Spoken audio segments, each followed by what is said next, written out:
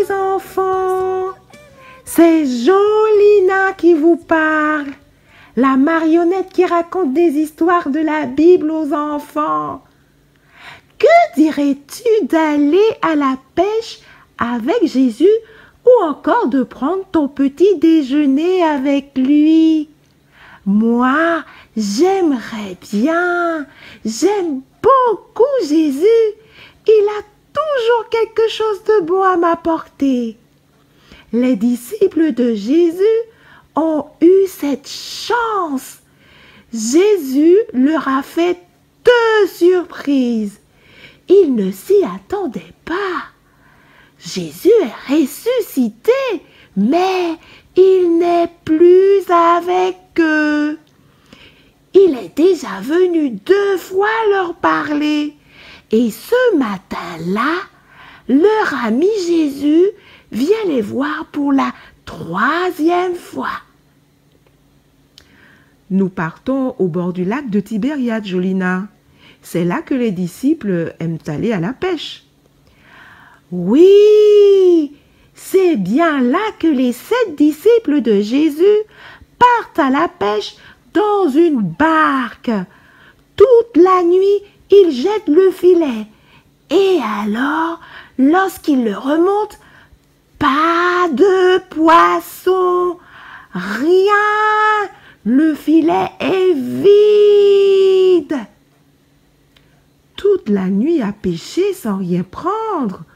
Oh non, je n'aimerais pas être à leur place. Mais l'histoire ne s'arrête pas là. Alors que le soleil commence à se lever, très tôt le matin, les disciples voient un homme au loin, au bord de l'eau. Il est bien trop loin et puis il fait encore un peu noir. Alors ils ne voient pas que c'est Jésus qui leur parle. Jésus a voulu leur faire une surprise.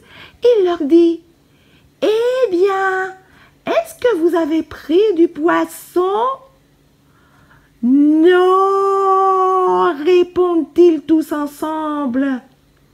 Alors Jésus leur dit: « Jetez votre filet à droite de la barque et vous verrez. » Les disciples font ce que l'homme leur dit et ils prennent tellement de poissons qu'ils n'arrivent pas à tirer le filet pour le mettre dans la barque. Oïs, oïs, impossible! Il y a trop de poissons.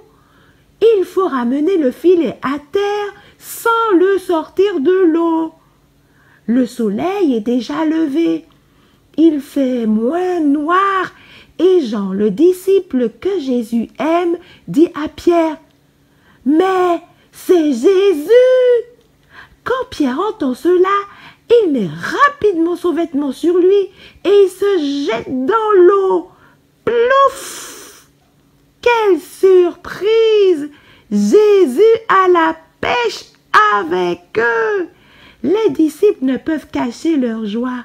Grâce à lui et grâce à leur obéissance, ils ont pris plein de gros poissons. Lorsque Jésus est là, il y a toujours quelque chose de bien qui se passe.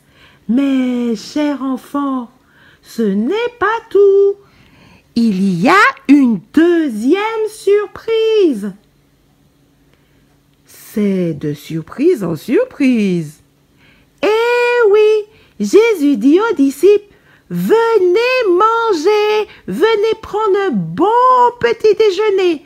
Vous devez avoir faim après une nuit sans dormir et le travail que vous a donné cette belle pêche ce matin. » Jésus a tout préparé pour eux sur un feu qu'il a allumé. Ça sent bon. Jésus s'approche de ses disciples, il prend le pain et il leur en donne. Il leur donne aussi du poisson. C'est un petit déjeuner surprise que les disciples ne vont jamais oublier. Et si tu faisais aussi des surprises à tes parents, tu ferais comme Jésus a fait avec ses disciples. Durant le confinement, tu peux faire plein de surprises pour aider tes parents. Ils sont très fatigués car le coronavirus rend la vie plus compliquée. Tu peux leur faire par exemple la surprise de ranger tes jouets ou encore de porter un verre d'eau à papa alors qu'il travaille dehors au soleil. Tu peux trouver plein d'autres surprises encore. Tu sais bien ce que maman et papa aimeraient que tu fasses. Retiens ce verset qui se trouve dans Jean 13, verset 15. Car je vous ai donné l'exemple afin que vous aussi vous fassiez comme moi j'ai fait pour vous.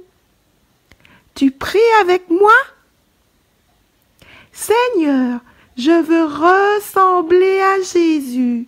Comme pour les disciples, tu sais nous faire tant de surprises pour nous aider. Aide-moi aussi à aider les autres, surtout mes parents, durant ce temps de confinement. Je te prie au nom de Jésus. Amen. Au revoir. C'était Jolina. Je te dis à bientôt pour une autre histoire de la Bible. Bye.